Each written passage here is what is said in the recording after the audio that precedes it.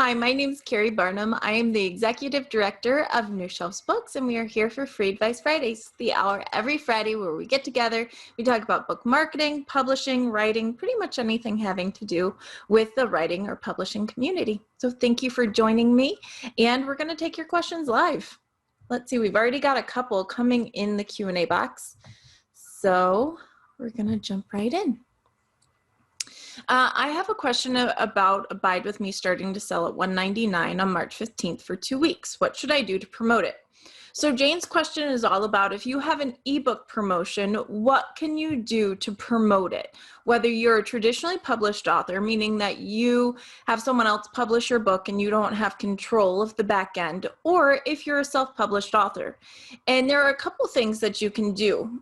Number one, you can sign up for discount or bargain ebook newsletters, things like the Fussy Librarian, Book Barbarian, Bargain Booksy, Robbins Reads. These are all things you can sign up for that will promote your discounted ebook to their list. It's like BookBub, but on a much smaller level.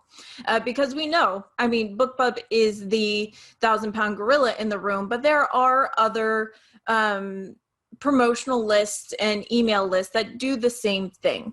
And so you can sign up for those. The cost of those will range anywhere, usually from $10 or $15. Some of them are as much as $100 or more. So you do want to kind of plan it out, give yourself a budget, and go out there. And almost all of those lists will allow you to choose by genre. The other things you can do for a ebook promotion, obviously post to social media, send it out to your newsletter list. Maybe even saying, hey, here's our discount promotion. If you haven't read this book yet, it's a great way to get it. Or if you have friends you think would be interested, pass it on to them. So those are some things you can do. You can do paid advertising on Facebook, and consider upping your engagement. Whether you are very engaged on your blog, a Facebook group, on your Facebook, consider upping it for that week or the time period that you have a promotion. For example, maybe you purposely schedule a Facebook Live that'll go for a while and draw people's in and their attention to your page and to you, not only so they'll see your other posts on social media, but also so that you can tell them about your ebook promotion. You can also run a giveaway at the same time for something else. So again, you're drawing in interest and promotion on you and your brand, so they're more likely to come and hear about the promotion for your ebook. So that's what I would do as far as that. It's a great way to get your name out there, to get your ranking up. So I think that's awesome. Let's see, how to get more Amazon reviews for nonfiction book. Well, Amazon reviews for any book is one of the hardest things that an author or a publisher will ever work on, because I estimate that less than 10% of people who read a book go on to leave a review. And most of the time they don't leave a review unless you ask for it. So number one, I think it's important to ask for reviews. Ask them on social media, ask them on your mailing list, ask them in the back of the book. Thank you so much for reading. If you enjoyed this book, please go leave a review. It would mean the world to me. And then just prompting them. A lot of people don't mind leaving a review, or they're happy to do it, but they don't think of it, because if you're not in the writing world or the publishing world, people just don't think about it. Like, they just don't realize how important reviews are and how hard they are to get. I will also say, if you have people that say, oh yeah, I'll leave a review for you, no problem, and then they haven't, chances are they're probably feeling a little overwhelmed or nervous about how to leave a review. Does it have to be a book report? Does it have to be super long? Am I saying the right things? So sometimes prompting can work really well. Either saying things like, would you please consider leaving a review? It does not have to be long. It can just be a sentence or two saying that you like the book and that you would recommend it. Or you can ask them leading questions like, okay, if you're willing to write a review but don't know where to start, answer these 5 questions. Why did you pick up the book? What was your favorite part? Did anything surprise you, and would you recommend it? So you ask these leading questions. You say, if you answer these 4 questions and you squish it together, you've got a review. So again, make it easy for people to do it for you. And so I think that's really important for sure. And also there are programs that can help you get reviews on your books, things like NetGalley. NetGalley, of course, is where you put your book up. The thing with NetGalley, though, is while the readers, you give away a ebook copy and readers are expected / encouraged to leave a review, they don't always do it. And also they may leave a review on NetGalley. They don't always then post it elsewhere. We're talking Amazon, Goodreads, anywhere like that. So it's certainly a worthwhile thing, NetGalley is, but just know it doesn't always transfer over to Amazon reviews. You can also do things like hidden gems. Hidden gems is a same thing where they send out your book to a bunch of people as an option in a list. Hidden gems is already booking out until like 2022. So that's something you have to plan way in advance for. In fact, here at New Shelves, I snag a couple of hidden gem spots.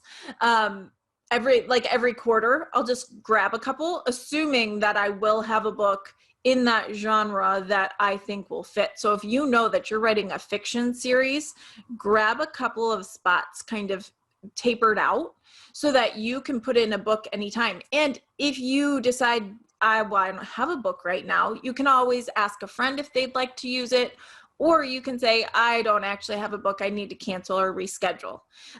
So book in advance for hidden gems. It's $20 to reserve your spot. And then depending on how many reviewers you go out to is how much you pay in the end. I think the cap is like $350 maybe. But we've had a lot of luck with that. So biggest thing though, is you have to ask and you have to make it easy. See. Yeah, and Randy in the chat shared a article that he wrote about why it's important to leave reviews and said you could send that to your friends and list as you are trying to prompt reviews. Yeah, do you have any experience with Edelweiss? I listed one of my books there last week, and I'm curious to see how it works in comparison to NetGalley. Tara, I think Edelweiss is very, very similar to NetGalley. What we see is NetGalley tends to be more of a push for like reader reviews. It tends to be for actual readers. Edelweiss tends to kind of go more to the wholesaler as far as who tends to use it. I'm seeing more book buyers, librarians using Edelweiss, whereas NetGalley is very much a reader review system, and that's who they cater to. So that's been my experience. I think they're both great platforms, NetGalley and Edelweiss, and so I think they're both great platforms, and they can kind of have overlap, but they also go to slightly different audiences or cater in that way, in my personal opinion. Now, also keep in mind that if you are an IBPA member, that you can get a discounted NetGalley, I think it's a month or 3 months. So if you are an IBPA member and you want to look into NetGalley, go through IBPA because there are discounted options there. 3 months. Terry's saying it's 3 months for IBPA. All right. Do you have an experience with Ingram's Aereo? So Ingram has like a online web shop called Aereo where you can set up your book and other books to sell online. You set up basically a shop. And so when you do that, it's a fine plugin. It basically is what it is. It's a platform where you can set up a online shop for your book and other books, and you sell it kind of like a bookstore would, and you get books from Ingram. If you sell them, you make the profit like a bookstore would. The thing with Aereo is, yeah, Tara's saying it's clunky. It is clunky. It's not very seamless. It is clunky. And also you have to keep in mind that you have to drive traffic to that store to make a profit. The reason why Amazon works so well for bookstores is they have millions of people browsing their platform every day. So if you are going to use the Aereo, I don't know if I'm even saying that right, but we're going to go with this. If you're using that platform, you have to drive the traffic, whether that be from Facebook ads or from Google ads, SEO, which if you have a high traffic platform, great. But if it's just you and it's your website and you're not doing much with it, it's not going to bring you much profit. It's not going to bring you much movement. And so I would keep that in mind. If you're committed to pushing the traffic, great. If not, then And it is a drop ship method. So it is where like you don't actually get the books and ship them out. They ship directly to the customer. And it's a fine platform, but if you're going to put the work into it, know that it's not you set up and you just make tons of money. You have to keep marketing it and pushing people to that store platform to purchase. All right. Yeah, and it can be slower to update. It's clunky. Let me see. Yes, and it's using Ingram Spark's royalty terms because it's through Ingram Spark. So it's not as good as Amazon when you're selling your own books.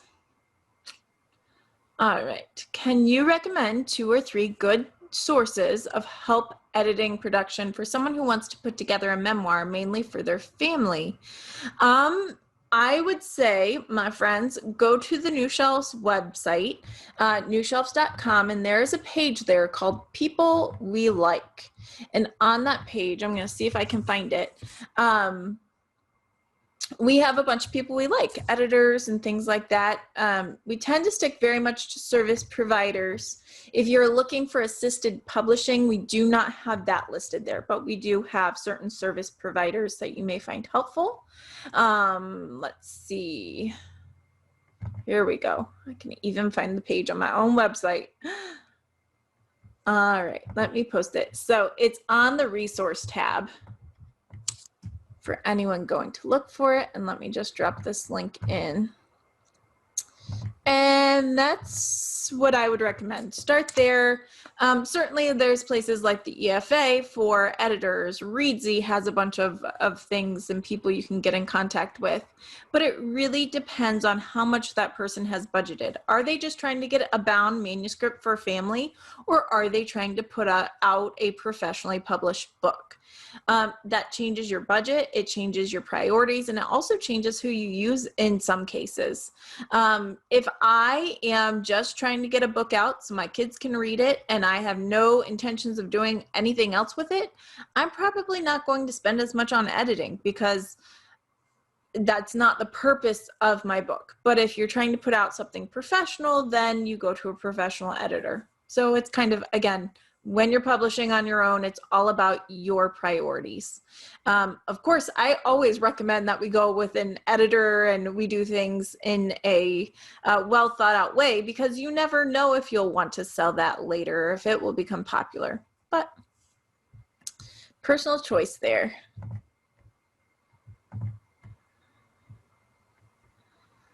Let's see.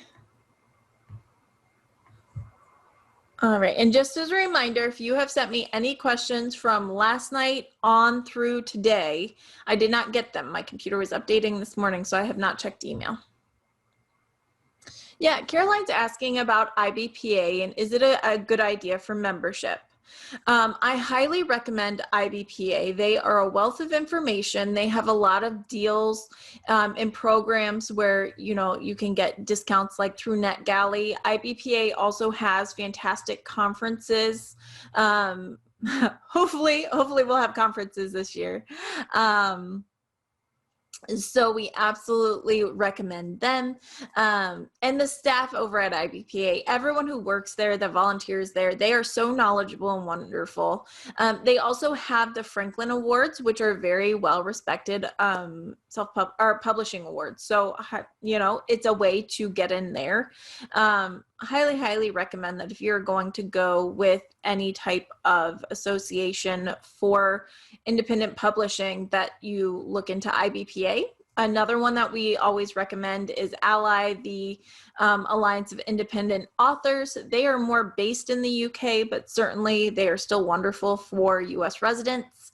And then Authors Guild is another one that if you're just an author, you're writing, you're an editor, you're something you know, more in the writing field, the Authors Guild is something that you can look into as well. Here at New Shelves, we're all of those things. We like all the subscriptions because they all add value in different ways. All right, just want to check in. Wendy's saying she can't hear me. Can everybody else hear me? Let's see. Okay, Wendy, it might be your sound, so maybe turn it off and connect it back in. Or maybe you pulled a me and had someone on mute. I did that the other day on a webinar. I'm like, I can't hear you. I had muted them, and so that was why. Super cool move. All right, I am thinking of selling my children's picture book to local bookstores, boutiques, gift shops, etc. Is there a form template you know of that I could use to take with me when I approach these groups besides taking my book? Pat, you need a one sheet. A one sheet is it's a one sheet. It's a sheet that has all of your book information all at once, so that when you go to the bookstore, you have all the information that they're going to need all at one time, like your ISBN, your title, what wholesalers your book is available from, all of those things. It's all in one spot. Let me see. I know that I have one, so I will share one. Let's see. All right, so I will share my screen. Let's see.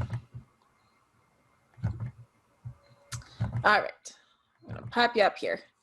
All right, so this is an example of a book one sheet that we have done for clients, and so it will depend on what you're doing, but generally you've got your book cover loud and proud so people know exactly what it is. You've got a short synopsis, you've got your paperback pricing, your ISBN numbers, you've got your trim size, when it was published, who the publisher is, and typically if it's going to bookstores and retailers, you would also want to make sure that you have available from Ingram.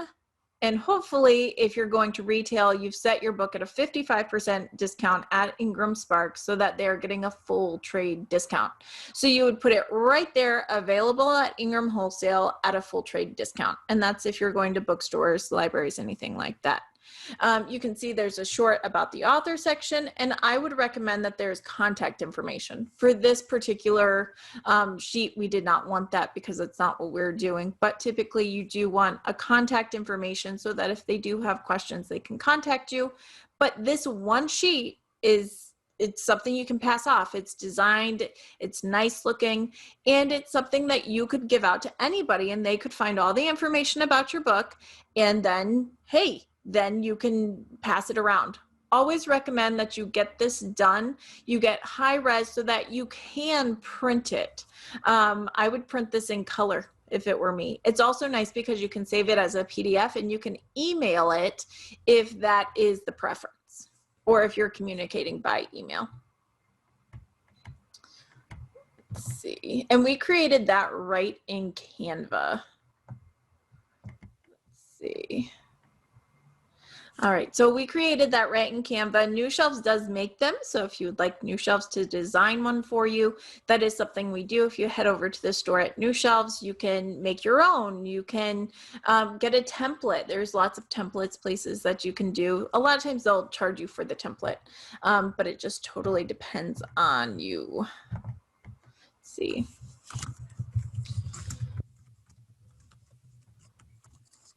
All right.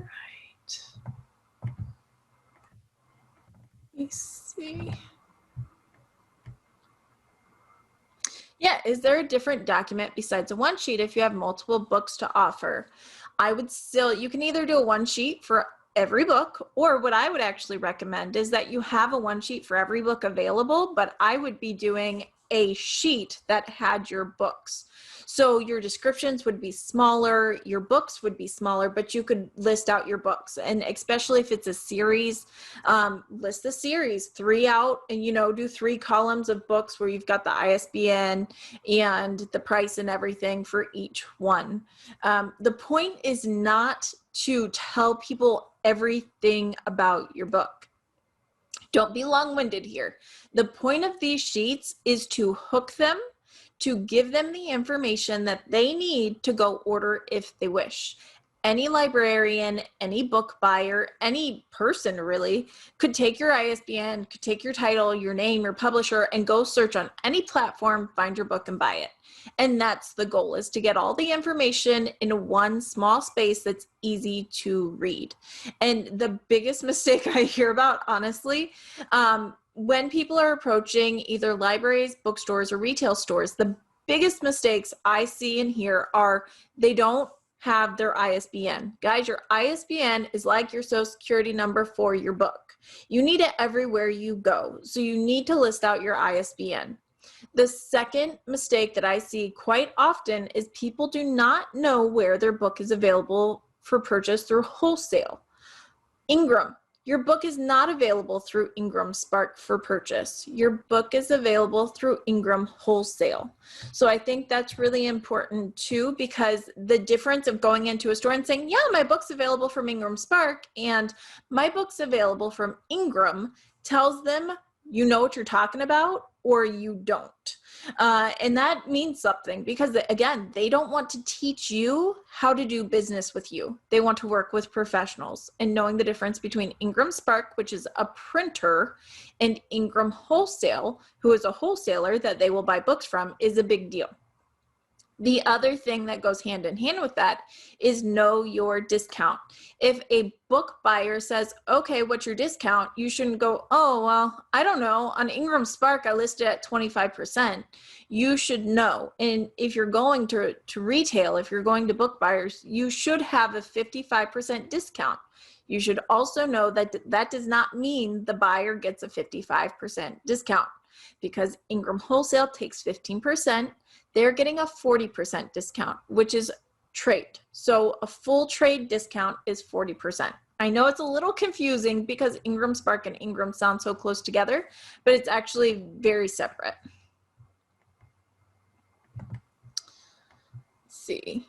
Yes, as Bob has said, it's an elevator pitch on paper, and that's exactly right. You need a hook that will grab them quickly, and then you need an elevator pitch that will keep them going, and then you stop.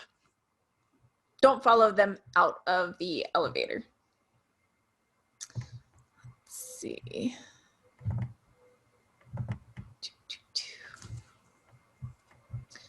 Answered that one. Oh, good. I'm glad. All right. Let me see. I know we've got some email questions, so let me hop over there. All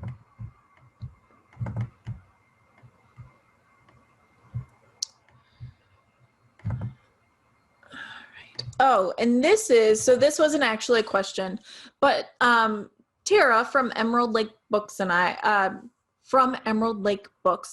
I squished that all together. We're talking and going back and forth this week and talking about how when you're uploading your book to Ingram Spark, your book, because of the changes in Baker and Taylor over the last year, your book is not available from Baker and Taylor. So this is really important to know. Usually, Baker and Taylor, if you are in draft to digital, your ebook is available from Baker and Taylor.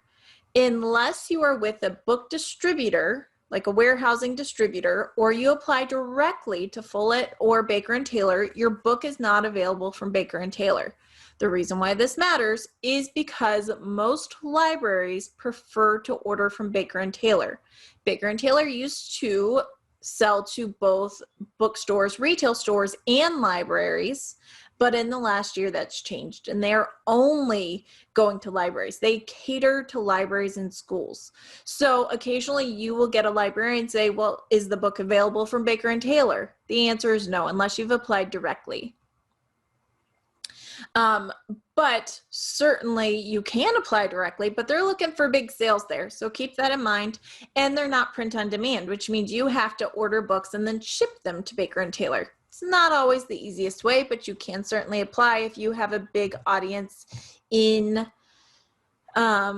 you have a really big audience that's going to libraries. And also, if you are not exclusive to Amazon, if you're not in Kindle Unlimited and Kindle Select, you can upload your ebook to Draft to Digital, and they do get your ebook into Baker and Taylor for libraries, as well as Overdrive for libraries. So that's good to know. It's important to know. Again, part of when we're pitching our books and pitching ourselves to book buyers, whether it be a librarian, a bookstore, a museum, is coming at it as a professional and knowing our own terms. We should not ask someone we're going to tell us our terms, our sales numbers, our discounts. It would be like you going up to someone in Walmart and saying, is this on sale?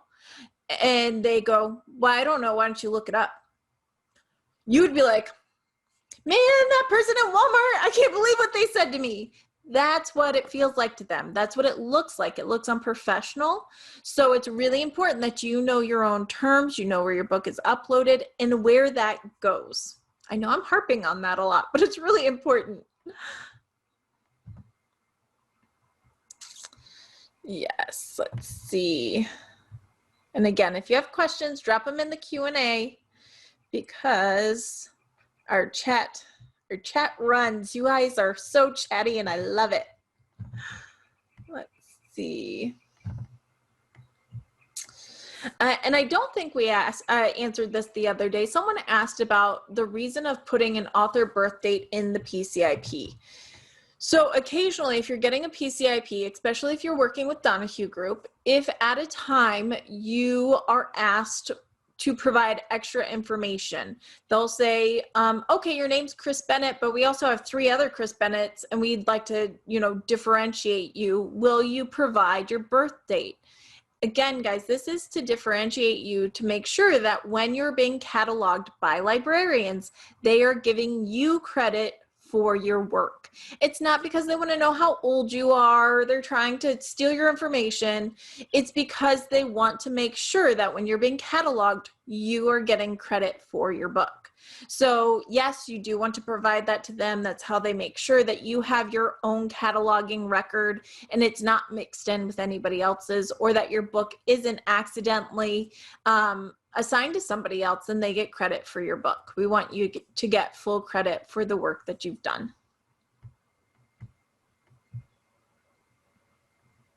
Yeah, so Tara's also asking, for a PCIP, you have option of getting it for print, ebook, and audiobook, and why would it be relevant for an ebook or an audiobook for that matter? So we all know that when you get a PCIP block and you get it for print, you put it right in your book. Generally, you put it in your copyright page. And that is so when a librarian gets that book, they can open it up and say, oh, it's cataloged. This is so easy. They type in the catalog record and it pops up. They can catalog your book and get it on the shelves much more quickly than if they were to do this themselves, where they're researching and finding all the information out about you. So that's why we put it in print. The reason why we also get a PCIP in our ebook and our audiobook is because it gets your record into a different system. There's a print book system, but there is also a digital system, the Sky River system, that you also want to get into because there are 2 different systems. So not everyone does, but it's smart to, when you go through, we always recommend Donahue Group, and when you do that, they bundle it for you. It makes it not that expensive. But there's the Mark system, there's the Sky River system, and so they're 2 different cataloging systems. It's like, do you want to be known in Google and Amazon? Of course you do. It's the same kind of thing. If you want to be searchable in the digital system for digital goods and things like ebooks and audiobooks, you need that PCIP. And if you want to be searchable for print, you're in the other one. So that is why we recommend that you get the PCIP block that includes the multiple formats, not just your print. Let me see. I know we had a question here that came over. You see, Wendy, I have not answered your questions yet, my friend, because I believe you sent them over last night. And I was updating my computer this morning. So let me see if I can find them super quickly. If not, you can type them in though. Here we go.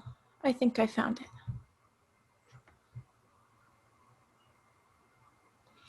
Oh, it's another PCIP question. That works pretty well. All right, so PCIP question as far as, do you have to put your PCIP into your ebook, and what do you do with an audiobook? Like, is someone actually supposed to sit on with the audiobook PCIP and read it out? No, my friends, please don't do that. When you have an audiobook PCIP and even the ebook, you can put it in your ebook, but the value of it is getting into the digital cataloging system. It's not so much having it in your book. So same thing for the audiobook. You don't need to read out the whole PCIP information. What you can do is when you're pitching your book for sale or your audiobook, you can certainly say, you know, I also have a PCIP. I'm very happy to send you upon request. So if someone purchases your book, you can send them the PCIP block and the Word document, and they can easily catalog. But mostly it's already in the system, so it's easily searchable. It's a click of a button for them instead of a bunch of work. So when you get your audiobook, you hang on to it, you file it, and you let librarians know that you have it.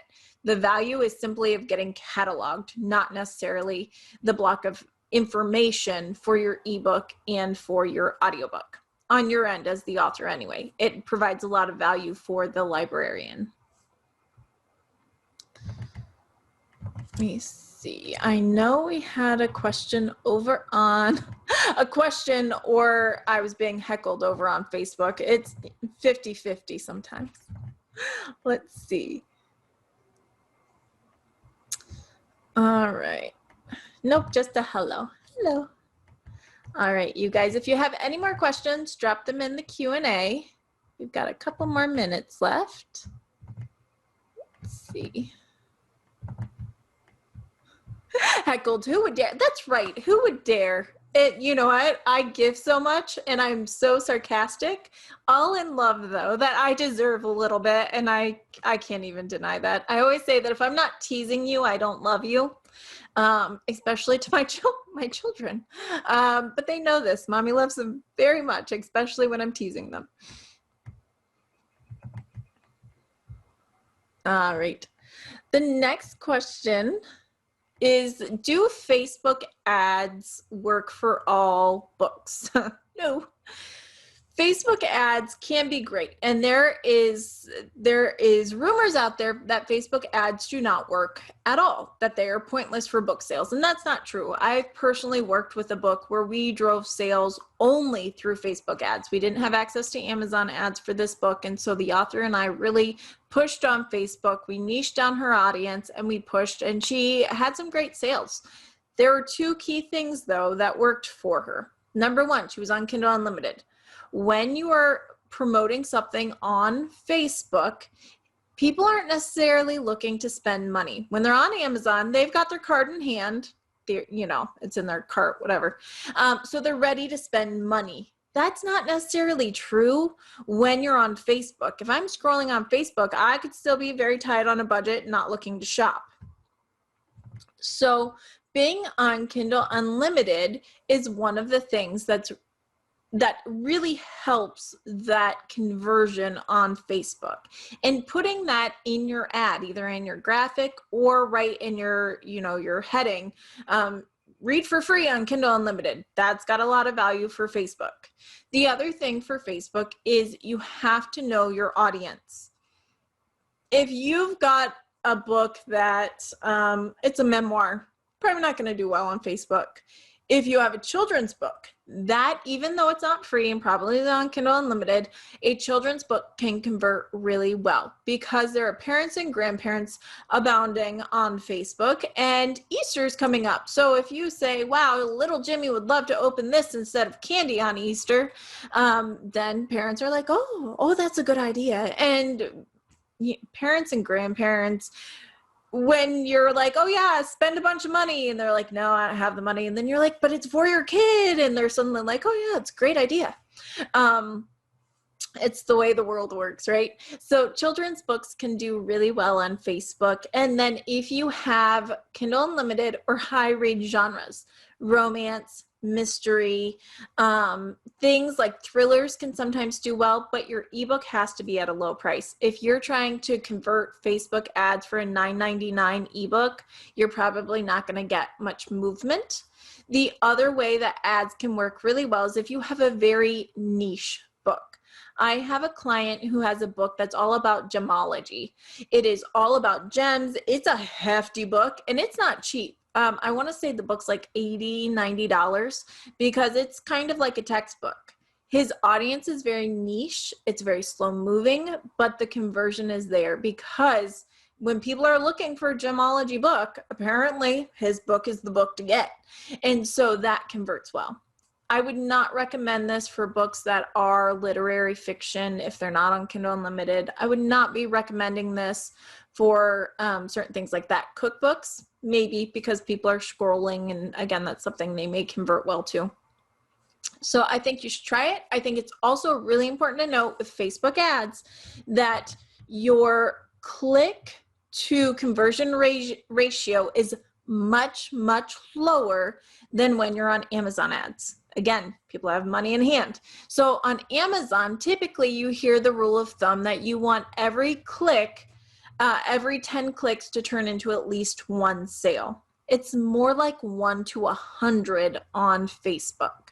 So you can keep your price down. You can certainly keep your cost per click down on Facebook. Just know you're not failing if you're getting 1 or 2 purchases per 100. That's much more standard on Facebook, especially if they're outright buying instead of claiming something free or doing a Kindle Unlimited read.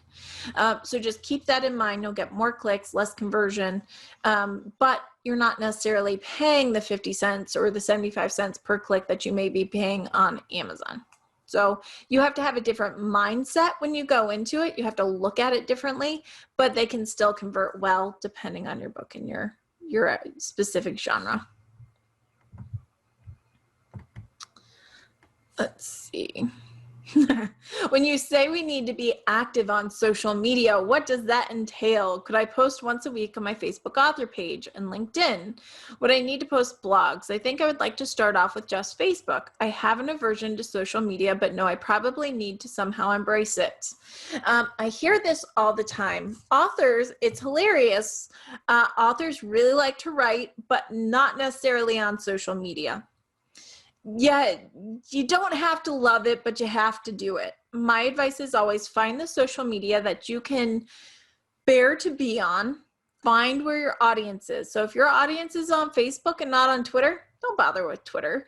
If your audience is on Twitter, let's say you're a financial banker that has a book, or you have a business book or something that's more popular on Twitter, you've got to get on Twitter. If your book is a cookbook, you must get on Instagram. It's not an option. Like, you just have to if you really want to expand into that and use social media for marketing. So that's what I would say. Number one, pick the spot you would most likely do well in, and then focus on that. You don't have to do all the social media. You don't have to have TikTok and Pinterest and YouTube and everything else. Pick 1 or 2 that will really go to your audience.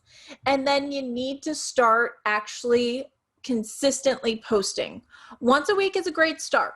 Absolutely. Ideally, you need to be posting 3 to 5 times a week minimum. And when you post, you need to be asking open-ended questions. You need to be responding to people when they comment or reply. It's not just the post, it's the engagement. It's learning what your audience wants to see, which is not always your book, and learning how to find those things and to create a relationship with them. My rule of thumb is 80-20. 80% is about other stuff and 20% is about your book. When I say other stuff, I don't mean 80% is about like anything. 80% is about things that your audience would enjoy. Talking to someone yesterday, and there's kind of a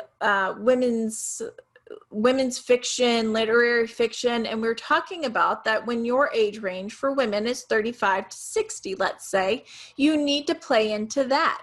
What do women 35 to 60 typically look for, scroll for? This is not an across the board. This is the only things they look at. But this is a rule of thumb. If people are looking at women's fiction, they're probably interested in home design. They're probably interested in recipes. Everyone I've ever met is interested in cute animal pictures. I don't care who you are. I don't care if you like dogs. I bet that when you see like the little duck cuddled up with a dog or a cat, that you stop and you're kind of like, oh, it's kind of cute. Kind of makes me a little happy inside. Even if you don't comment or like it, it made your heart a little happy. And if it didn't, then I think a little less of you. No, I'm kidding. Maybe a little bit. But so puppy pics, things like that. You have to give your audience what they want and then sprinkle your book in. You have to make friends and then be like, oh yeah, by the way, I have a book. It's on sale. You should go grab it. That's how you keep your audience engaged. Yeah. And we've got a published author over here who's got a well-established social media and also a career as a author, saying that my publisher and I would like to see that number around 50,000 by next week. 50,000. So big traditional publishers certainly are pushing on the numbers on social media because that's your reach. That's less work and money and time they have to put into marketing your book. So if you want a big publisher, they would love to see you at 50,000. Most of the smaller publishers and even agents would like to see 5 to 10,000 at least. So it's a slow and steady battle. It's something that you do constantly, but sometimes the lower numbers, if you've got really high engagement, matter as well. So pick your audience, focus there, grow there. And then sometimes you'll say, okay, guys, I've been having so much fun on Facebook, but I've got so many more pictures, so many more puppy pictures that I had to make it over to Instagram as well. Go follow me. And you can immediately start a following because you've already started one on Facebook. Doesn't always translate, but it can. By next week. Well, my plan for growing my followers to 50,000 by next week is just to hack into Facebook, give myself a lot of love, and then walk away. Yes, watch the trolls if you've got any sexy singles trying to make friends with you. And this is why I also always say your social media platform should not be your personal profiles. It should be a author page, a publisher page. It should be a public page on Facebook. Now that's a little bit different on Twitter and things like that, but at least on Facebook, it needs to be separate. It needs to be a business account. Yep. Yeah. All right. That sparked a lot. People are like, 50,000. I'm just going to go and make friends with the Jenners. That's my plan. I'm going to get them all to tweet my name out. I'll let you know how it works next week. It'll be awesome when it doesn't work. Let me see. How important are BISAC codes? BISAC codes are important. So BISAC codes are the codes that we code our book to. If you've got historical fiction, that's a BISAC code. If you have self-help, that's a BISAC code. These codes tell bookstores and librarians what our book is. It tells us what genre it is. And the reason why it matters is because sometimes they're only looking in specific genres. I have budget, but I only have budget for historical fiction this month. And so they're looking for that BISAC code. It also just lets them know about the book. It's one of those triggers. Like if I say my book is historical fiction, you immediately have some kind of idea that my book is historical and it's, it's made up stories. That is what a BISAC code does for a book buyer. It also helps you get cataloged. It helps in searches because if people are searching historical fiction, you'll show up in that BISAC code. So it really does matter in your metadata, and it's important that you get BISAC codes that fit your book. There's a whole big list that you can look up, and certainly most places, like when you're setting up on Ingram Spark, you can search through their list, or you can do keywords to pull up there. I do not know them all. There's over 1,000, I believe. So let me see. Is LinkedIn a good page for authors to sell books? Here's my experience. If you have a book that is professional in nature, if you have a book that is very helpful for lawyers, if you have a book that's great for bankers or even book marketing, if you have a book that is catered to or great for professionals, it can sell well on LinkedIn. Nonfiction, again, can do well on LinkedIn. If you've got a fiction book, LinkedIn is a great spot to make connections. It's a great spot to connect with other authors, with agents, with editors. It's a great way to kind of get yourself connected to the community you want to be a part of, but it's not, in my opinion, a great book selling place. Nonfiction's a little bit different. So I think LinkedIn can be used differently for different types of genres. But for fiction, it's mostly to connect to people.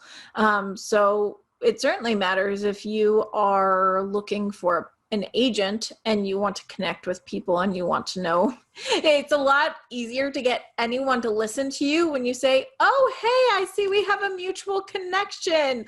I'm looking for an editor and, you know, we have this mutual connection, Keri Barnum. And so I thought maybe I'd check you out, or not check you out. Please don't use that language. I'd connect with you, something like that. So that's where it comes in handy. It's kind of a six degrees of separation kind of thing on LinkedIn. Yep, real estate agents, corporate execs, Hollywood hopefuls, all of that kind of stuff can be very helpful. And it's because it's who knows who and who you can connect to. So that's why. All right. We've got about 5 more minutes and I've got to run because I actually have a call today. I am confused about NetGalley and hidden gems in the ARC term. Do I need to time up the NetGalley service with the release of my book, or can I post a book that's been out for a year? Also, what do I do once it's up? You generally, NetGalley is, and even hidden gems, generally is new releases. Hidden gems will take books that are not brand new, but typically they're looking for new releases. And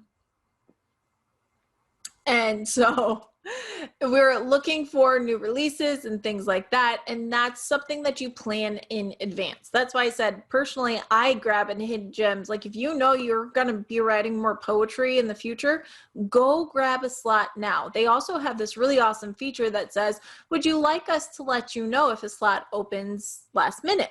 Sometimes they'll have someone cancel last minute and you'll get moved up months.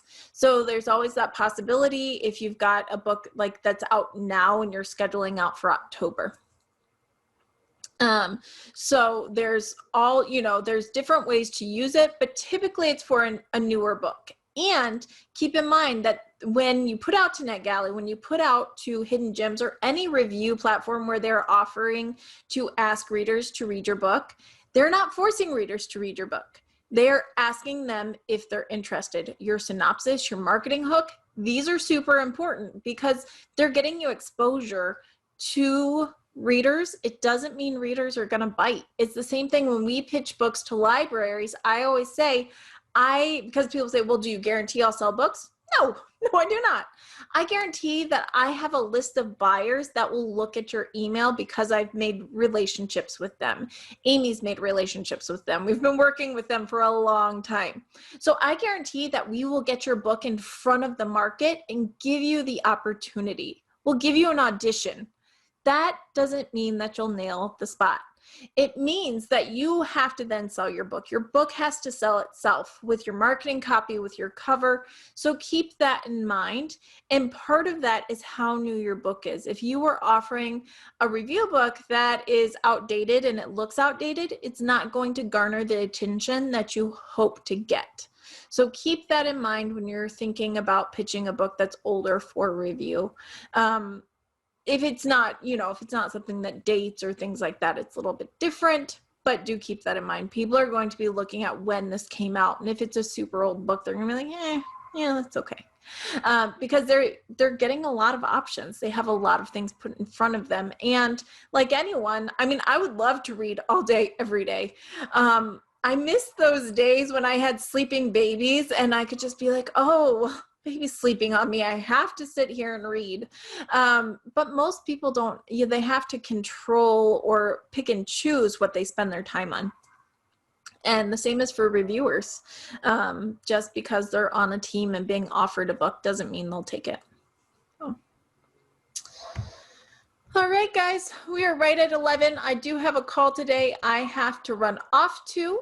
Thank you for joining me on Free Advice Fridays. We can certainly carry this conversation over in the Free Advice Friday Facebook group. If you have questions and you want to ask them for next week, email them over to questions@freeadvicefridays.com and we will put them in the queue. And have a wonderful, wonderful weekend. Can't wait to see you guys next week. Bye.